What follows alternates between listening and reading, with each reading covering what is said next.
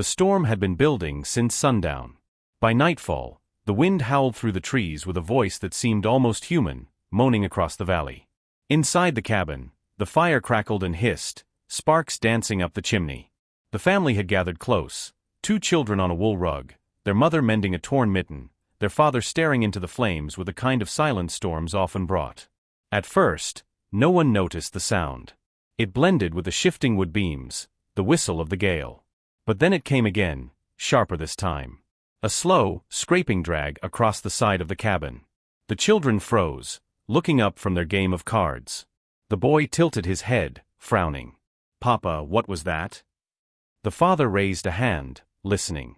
The mother tried to smile, shaking her head. "Just branches," she said softly, though her eyes didn't quite meet his. Another sound followed, this one deliberate. Scratch. Pause. Scratch. The firelight flickered over the father's face as he rose, each step across the floorboards deliberate, heavy. He picked up the lantern by the door and lifted it high, straining to see through the frosted window. Outside was only blackness, shifting with snow. And then, movement. A shadow. A bulk that shifted against the wall of the cabin, close enough to shake the wooden boards. The children gasped. The mother whispered, "It's an animal." The scratching came again, louder now, more desperate. It wasn't the restless clawing of hunger, nor the furious tearing of something trying to get inside. It sounded wrong. Pleading. The father's hand hovered over the latch. He didn't open it. Not yet. He backed away slowly, heart pounding, as another long hollow scrape dragged against the wood.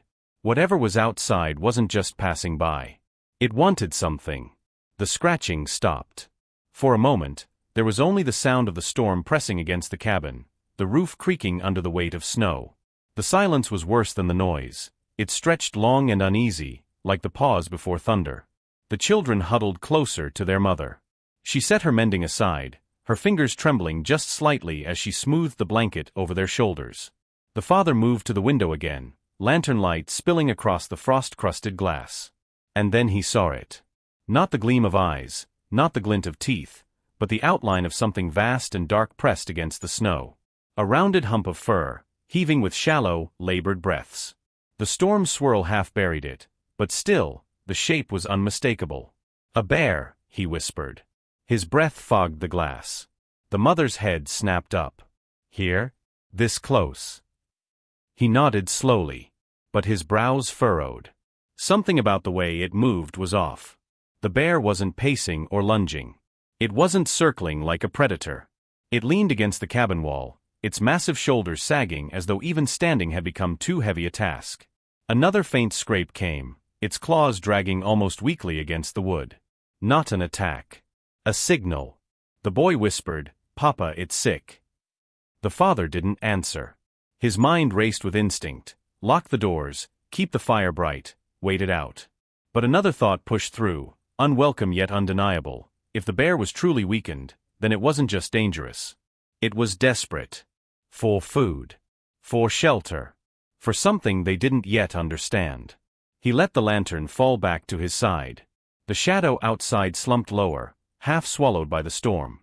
And for the first time the father wondered, not if the bear would harm them, but if they could bear to do nothing at all. By the next evening, the storm had not eased. Snow pressed high against the walls of the cabin, muting every sound except the howl of the wind. Inside, the family lived in uneasy silence, every creak of wood reminding them of what lay just outside. The father had checked once at dawn. Through a crack in the frost-glazed window, he'd seen the bear still slumped near the wall, its fur dusted white, its sides rising and falling with effort. Not gone. Not moving on. Still there.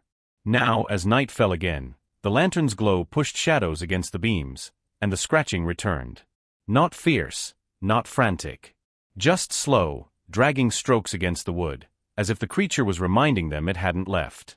The children pressed close to their mother, whispering. The boy said, "It's asking."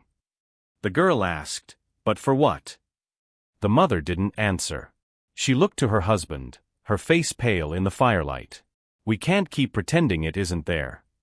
He bristled. "It's a bear.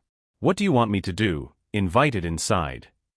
But even as he said it, his eyes flicked toward the door. There was no threat in the noises, no anger in the movements. Only weakness. Only need. Hours passed. The wind rattled the shutters, and the bear never left its place. The father tried to read, but the words swam. He tried to rest, but the scratching returned each time he closed his eyes. And then, just before midnight, there came a sound different from all the others. Not claws. Not breathing. A low, broken sound, half growl, half whimper. The family froze. The mother pressed a hand to her chest. The children leaned forward. Even the father sat up straighter, his expression shifting from defiance to something else. Pity. For the first time, he thought of the bear not as a danger waiting to strike, but as a creature waiting to die.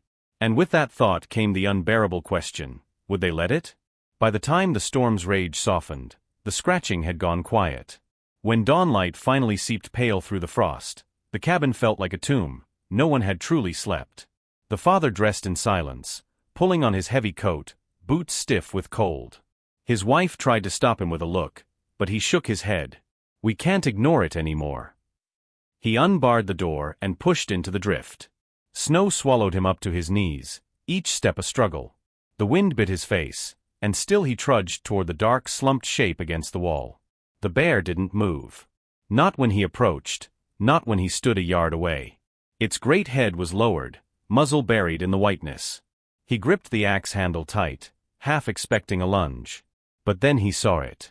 Not a threat. Not a weapon. Not something stolen from their yard. Something small. Something wrapped in the bear's massive paws, held as carefully as a mother holds her child.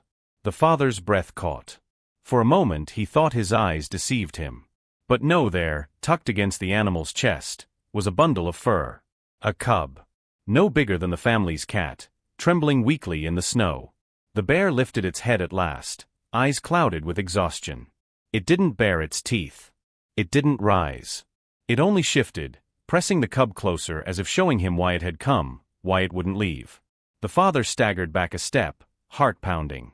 The realization hit hard. This creature had not been circling them out of hunger or menace. It had been asking. Begging. Not for itself, but for the life it carried. Behind him, his wife's voice carried from the doorway, tight with fear and wonder.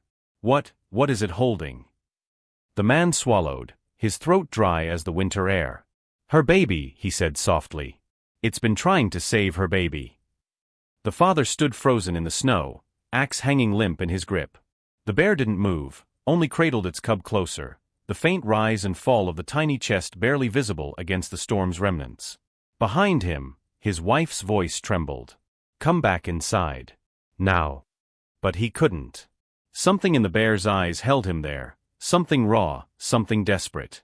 Not the wild gleam of a predator, but the weary plea of a parent. The cabin door creaked as his wife stepped out, blanket wrapped around her shoulders. She saw the cub then, and her face changed.